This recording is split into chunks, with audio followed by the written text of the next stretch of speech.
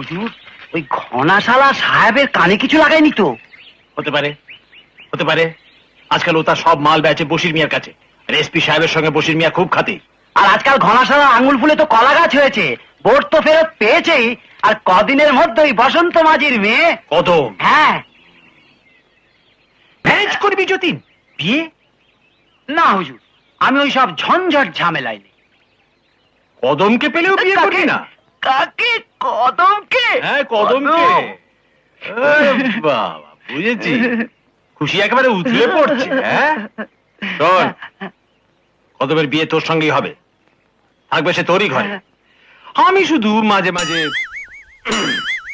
বুঝলি কিনা, বুঝলি কিনা? আহা, হুজুর, ভগবান আপনার কি দিয়ে যে তৈরি করেছেন। বাদর করতে গিয়ে শিব করে ফেলেছেন। বন্দুক রাখলেন তাও আমারই কাঁধে। তা রাখুন, এটু খাবার অভ্যেস তো আমার আছেই। যা, বসন্ত মাঝিকে ডেকে আন। ডেকে আনবো কেন হুজুর? আমি ধরে নিয়ে আসছি।